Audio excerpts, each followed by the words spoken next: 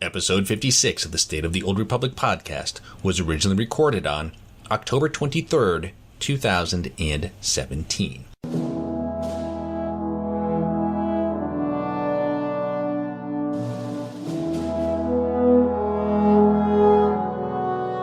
It's the State of the Old Republic podcast.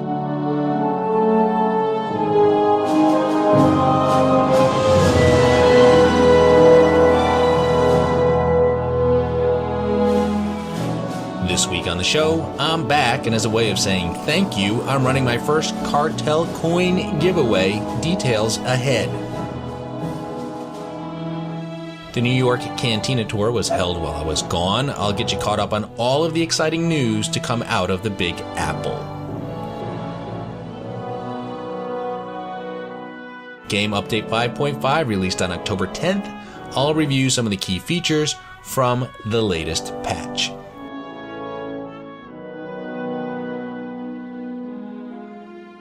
And with that, it's time to make the jump to Lightspeed and check out the State of the Old Republic. Welcome to episode 56 of the State of the Old Republic podcast. I'm your host, Ted, and as you heard in the opening, I have another great show lined up for you today. As always, let's start with some announcements for the Old Republic. First up, I'm back, and I do apologize for the long delay between episodes, but I should be on a regular schedule from now until the end of the year, and fingers crossed. That said, as a reward for your patience, I'm going to do a cartel coin giveaway. I've got a bunch of codes, which if I were to use them myself, I'd get in all kinds of trouble, so I got to give them away. So here's what you need to do. I want to know who your favorite companion is, your BFF in the Old Republic. Send me a screenshot of you with your favorite companion, and it can be anyone, by the way. It's not just limited to class companions or story companions. If your BFF is an Ack Dog or Wampa or the Gamorrean Pigman, that's perfectly fine. This is not a beauty contest. I'm not going to be judging. I will select winners randomly from the pool of entries. Email your screenshots to me at sotorpodcast@gmail.com. Be sure to include a name that you'd like to be referred to as. It can be a character name, your Twitter name, or Twitch name. I want to announce the winners. And I also want to post all of the screenshots over at sotorpodcast.com.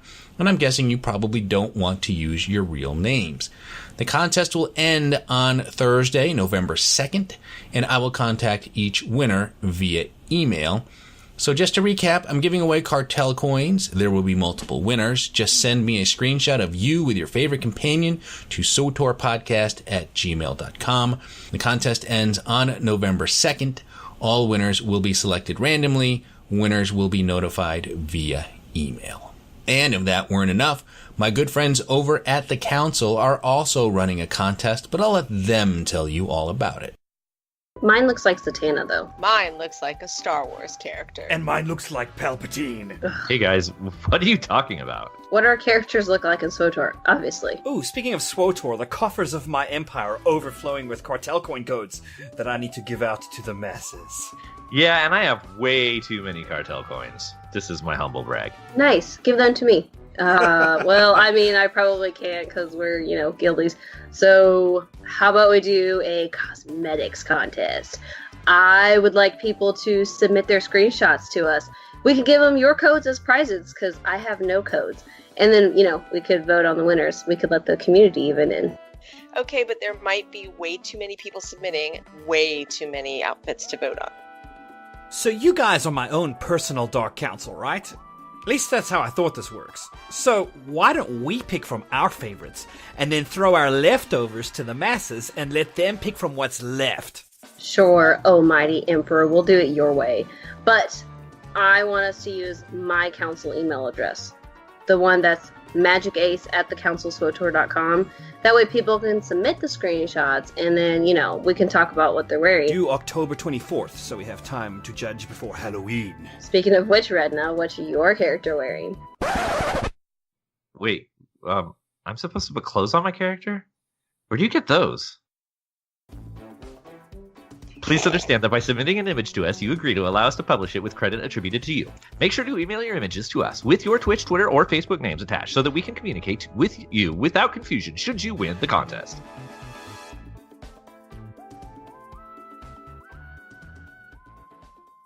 That's not all that's happening in the community right now either. On November 4th, the Unholy Alliances Guild is holding an Extra Life charity event, and rather than have me screw up all the details, here they are to tell you everything you need to know. Hey SWTOR fans, it's that time of year again. That's right, it's time to get ready for Extra Life. The Wookiee Alliance Extra Life Marathon will be on November 4th, starting at 11 a.m. Eastern Time, and run for 12 hours. Join us for SWTOR Wood Squares, an in-game reenactment of the classic American game show. This event will feature members of the SWTOR content creator community, and also our special center square will be none other than community manager Eric Musco. In addition, we'll have the Fort Tuscan Grand Prix, a PvP hostage rescue game, a fashion show, a radio-free dance party, and much, much more. Join the team or donate to one of the team members. Details are at unholyalliance.org/extralife. Remember, join us on the Harbinger server Saturday, November 4th at 11 Eastern. Play games and heal kids. And that's it for the announcements. Let's slice the holonet and get to the news this week. Because I've been out, there is a lot to catch up on, and while some of this is old news, I'd be remiss if I didn't cover it at all. Let's start with the Cantina tour held in New York City. The big news that came out in New York was that author Timothy Zahn served as a consultant for the upcoming A Traitor Among the Chiss story. That story will be told via a new Flashpoint in Game Update 5.6. That's pretty darn cool. To put it in Star Wars terms, Timothy Zahn is kind of a big deal. I've said it many times before, Heir to the Empire is the book that launched 1,000 stories. It came out in the summer of 1991, and at that time, Star Wars was dead. Prior to this, we had 3 films, and Return of the Jedi was already 8 years old. We had the Han Solo trilogy by Brian S. Daley, may he rest in peace, Splinter of the Mind's Eye, and a Lando Calrissian trilogy. All of these were separate adventures that didn't bring all the main characters together, nor did they really tie into the main story of Star Wars. In fact, Splinter of the Mind's Eye was meant to be a low-budget sequel to Star Wars in the event that the movie flopped. Lucky for us, it didn't, and we got The Empire Strikes Back instead. Heir to the Empire was the first real story that brought all of the main characters from the films back together in an all-new adventure and in the uncharted galaxy that was post-Return of the Jedi. Zahn took us back to that galaxy far, far away for the first time in a long time, and it was glorious. That is until you realized you were going to have to wait a year before you could read Dark Force Rising, and then wait another year for The Last Command. Heir to the Empire and its sequels served as a launchpad for the series of books, novels, and comics we have today, including The Old Republic. Suffice it to say, I am more than excited that Timothy Zahn was brought in to help guide and develop a story involving the species and culture that he created. And here are some things that Timothy Zahn had to say about that experience. It's been a great opportunity to include more female Chiss characters, something I've always wanted to do more in the novels. It was a fun chance to explore Chiss culture that hasn't come up in the books yet, like Chiss structures and cultural rituals. And he said, it's fun to start theorizing about how the Chiss could have withdrawn from the greater galaxy over time, between the Old Republic and the films, and possibly explore how that happened in a future update. As you're probably aware, Timothy Zahn is working on a sequel to his Thrawn novel, so it'd be pretty cool if he were to make a connection between the Chiss in the current timeline to the Chiss as established in the Old Republic, referencing Chiss customs and cultural norms as depicted in A Traitor Among the Chiss. As we learned in the roadmap, the story is going to take place on the planet Copero, which was described as having beachfront resorts, rocky cliffsides, and breathtaking mountain vistas. They released a screenshot of it, and it looks exactly like they described. It's a gorgeous place, and we don't get many pretty places like this in the Old Republic. And since it's pretty and serene, and a place I'd like to have a stronghold and explore and revisit, it can only mean one thing. We're going to blow it up. We're going to go in there with guns and lightsabers blazing, and we're going to set the place on fire because that's what we do. It's going to be the textbook definition of why we can't have nice things. Now, the premise of the story is that the Chiss are having an internal struggle, and one of their factions has agreed to work with Theron Shan and has offered him refuge on Capero. The other faction is now reaching out to us to gain our support in fighting their battle, and this faction appears to be led by Aristocras Saganu of House Murani. And if you played the Imperial Agent story, you'll remember him from your adventures on Hoth. He was working with Reyna Temple, who we'll see again as well. If you haven't played an agent, now is a good time to roll one, to get that background. In fact, I made a new Chiss female agent just for this purpose. The agent story was the first one I did when the game launched 6 years ago. I've only done the story one other time, and I have to say, I'm really enjoying it this third time through. In fact, it's my first female agent and my first operative, and I kind of like it. Stealth and poisons, all good times. Now, while it won't finish the story, a traitor among the Chiss should give us some closure with what's going on with Theron, who, by the way, is sporting a ridiculous haircut. And there are many reasons I could think of as to why I wouldn't want to accept Theron back into the Alliance, even if his intentions are good. I just never imagined a bad haircut would be the top of the list. But we should know more about what he's up to and whether or not we're willing to forgive and forget.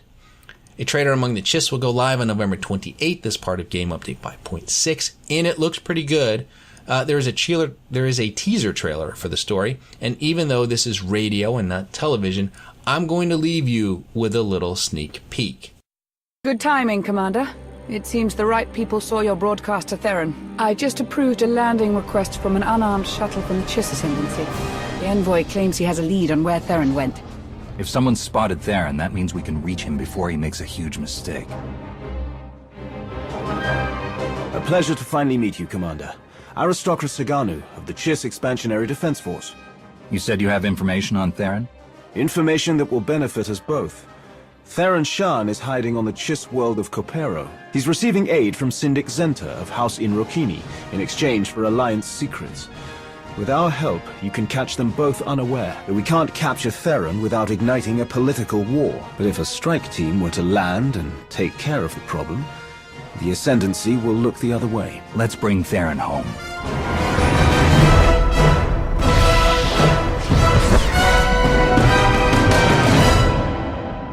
Let's bring Theron home. Maybe there's some hope there, and I'd love to know how many times it took for the actor playing Saganu to say he's receiving aid from Syndic Zenta from House Irikini.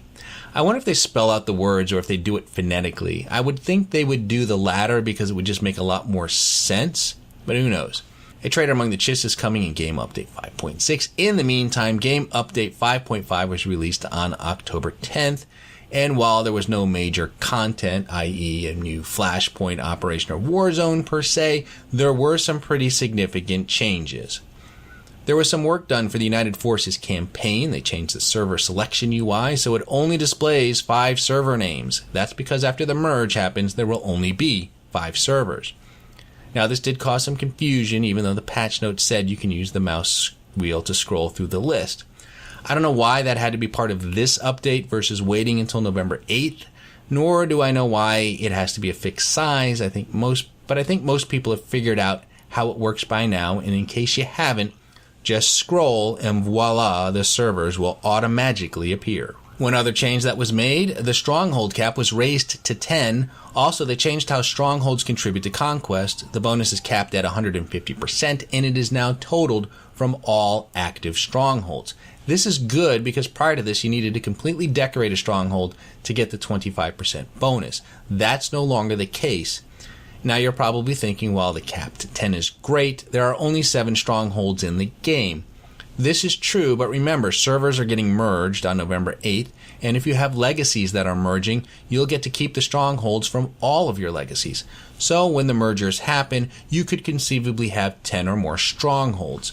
In fact, I transferred a tune over to another server for just this purpose.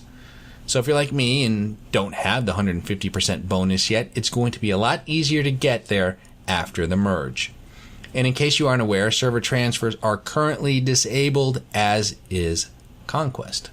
And a couple other Stronghold changes. They added terminals so you could replay the Stronghold cinematics anytime you want. The first time you visit a Stronghold on a character, the cinematic will play. After that, if you want to see it, you have to use the new terminal. This is a great quality of life change. I stopped visiting my Manan and Umbara strongholds because the cinematic played every single time I went there, so I love this change. They also added taxi points to the Yavin 4 and Tatooine strongholds. I thought this was a silly idea at first, but they're kind of nice. Not so much because they're quick transportation, but because they give a nice view and perspective of the strongholds that we didn't get before. It's a nice little perk.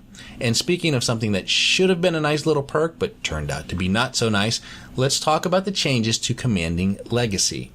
Here's how it works according to the patch notes.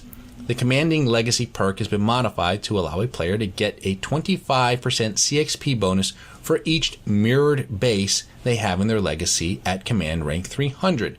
This buff stacks up to 100%. Example, a Sith Warrior and a Jedi Knight that are both command rank 300 only count once. Now it's important to note that this is a revised patch note. It's something that was discovered after Game Update 5.5 went live. The perk was originally sold to us that we would receive a 25% increase to CXP for each character that reached rank 300, with the perk capping out at 100%. So what happened? Well, here's what Eric Musco had to say on the forums. I know there are questions about how we communicated or didn't around this perk, so let me explain what happened. When Keith put information on the perk in the roadmap, it was meant to be fairly general, but we realized if we had been more specific, we could have saved some of this frustration. The requirements for the perk were born out of some technical limitations which prevented us from giving you a bonus for any character which hit 300, such as multiple Sith Warriors. As I was gathering the notes for 5.5, I didn't realize that limitation had been put in place, and it wasn't caught during internal review. None of this is meant as an excuse. You should have had this information before today, and it should have been in the notes. I apologize for that not being communicated. That's on me. Well, as always, I appreciate that they gave us an explanation, although I'm still a little confused. So here's my interpretation.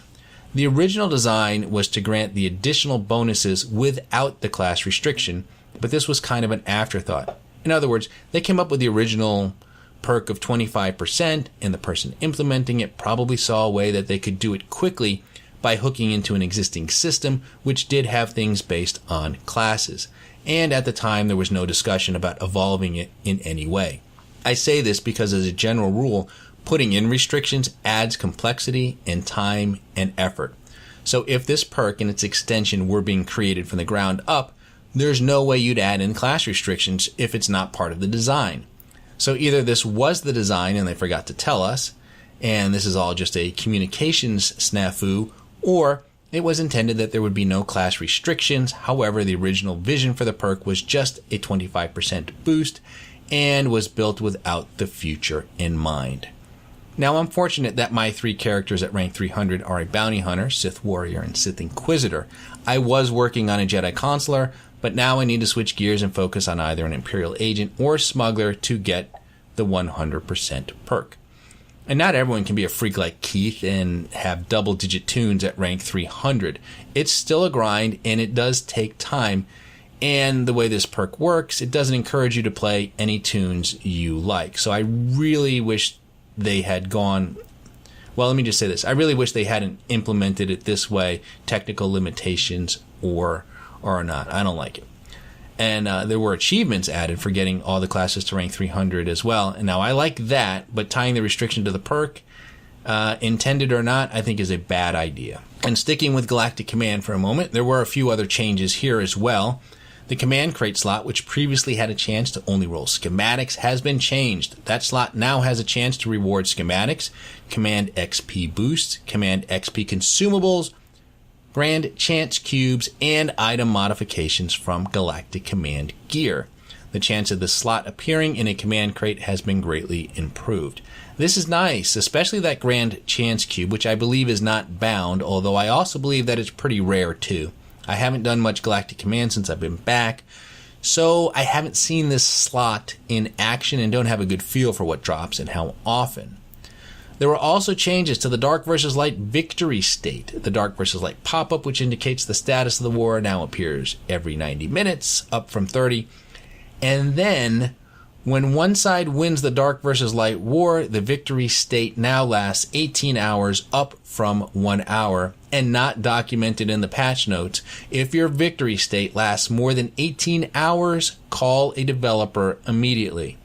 I know they wanted to give more time to kill the Dark versus Light world bosses and take advantage of the bonus, but this seems a little extreme. So instead of the victory state changing, 24 times a day, it's gone down to 1? Another thing that changed was the CXP rewards for daily areas like Yavin 4 in Ziost. This was the bug that became a temporary feature, and now it's gone. However, it's not going to stay gone for long. Brian and Chuck from Bad Feeling Podcast held another Bad Feeling Buvette with Eric Musco and Charles Boyd. Here's what they had to say about how they plan to change the CXP rewards for those daily areas. What have you done to me, Charles? More drinks. More drinks. No, so that patch, when that happens, will be taking that bugged value, like you said, at 1125. Yeah, whatever. Let's call it 1,000 for easy math. Yes, for the sake of my explanation, let's call it 1,000. It's not going to be that. Taking that value, and then for the weekly quests, these are the missions that collect the dailies from each daily area.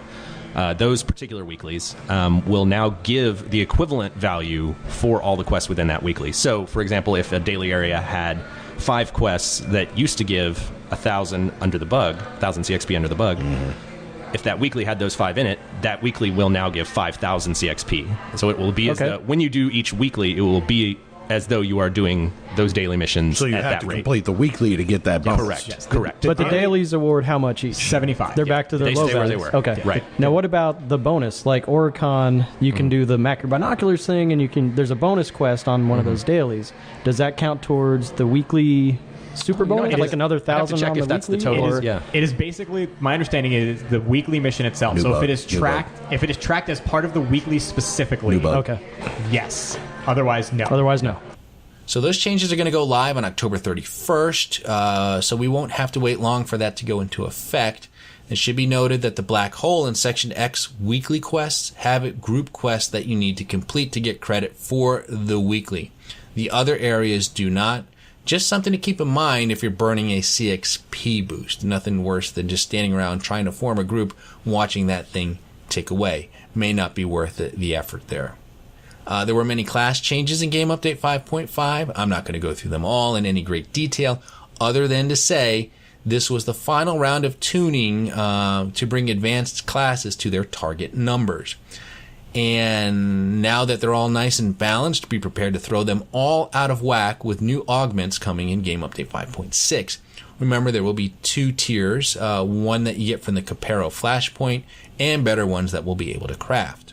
During the Bad Feeling Buvette, Brian and Chuck asked about the augments and their impact, and this is what Eric and Charles had to say. We wanted to have something new and actually exciting for players to chase. You know, everyone likes cosmetics, everyone likes decos, everyone likes that kind of stuff. But power is still, for most players, the main draw, right? So we just essentially landed on augments as a way to give players a little more power.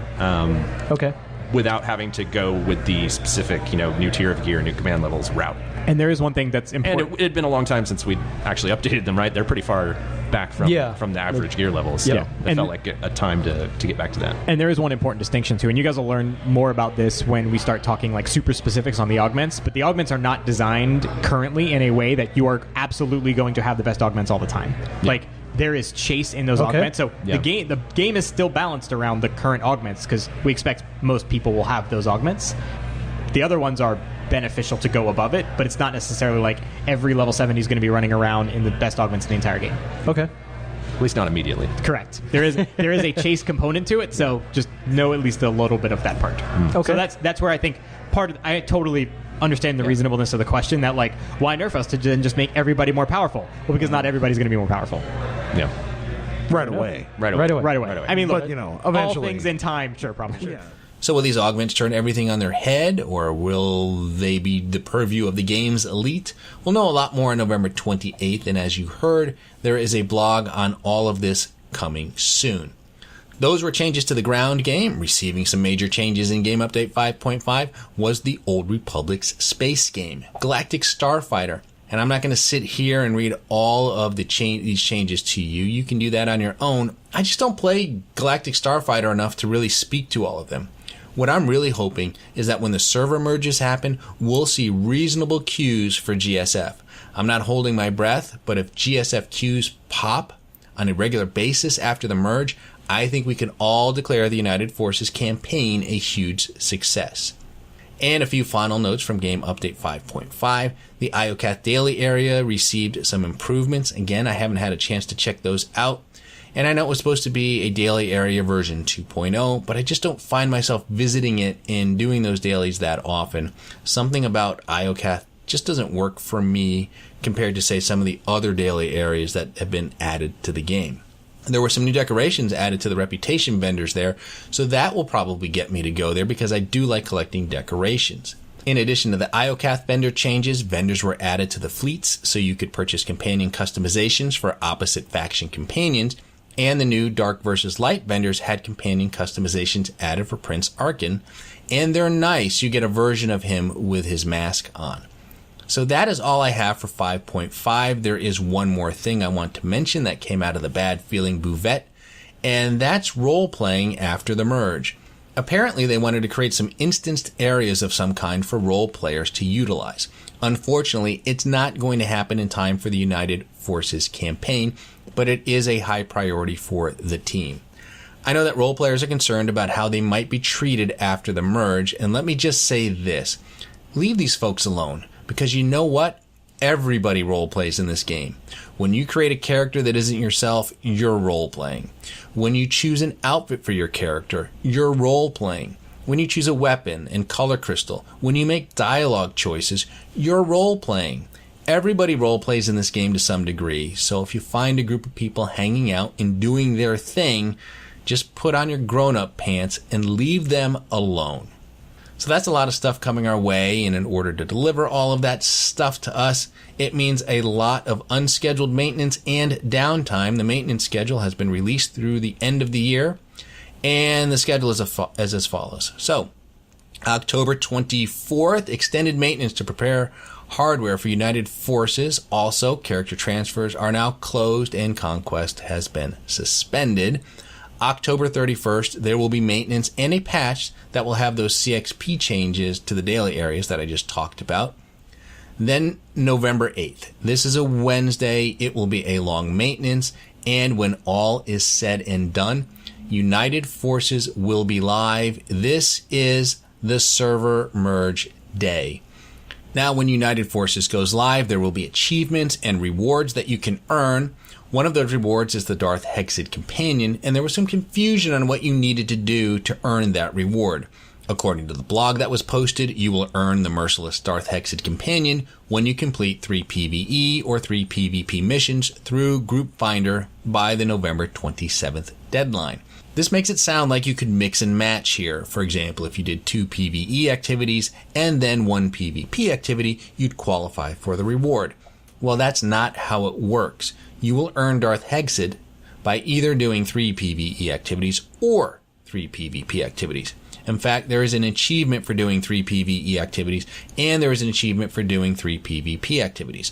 While Darth Hexid is not tied to these achievements, if you earn one of these achievements, you'll know that you've qualified for Darth Hexid as well. Clear as mud, right? And then on November 28th, Game Update 5.6 goes live. New story, Flashpoint, Warzone, and more. This is a big one. And then finally, as we move into December, there will be maintenance on December 12th for Game Update 5.6.1, and then again on December 19th. That's just back-end maintenance, and that's probably going to be it until January, and that's definitely going to be it for today.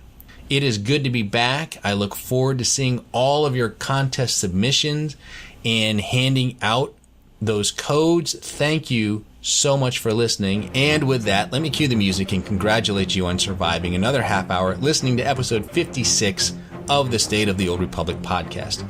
I'm your host, Ted, and I thank you for tuning in. You can find this podcast on iTunes, Stitcher, Google Play, YouTube, and Buzzsprout. You can also listen to the show directly from the show site, which is sotorpodcast.com, and there is an RSS feed where you can subscribe to the podcast directly. If you have a question for the show, you can email me at sotorpodcast@gmail.com. You can also tweet your questions to @sotorpodcast or send me a direct message. And be sure to follow me on Twitter to get the latest information on the show. Look for episode 57 on October 31st. And remember the Sith code, cake is a lie.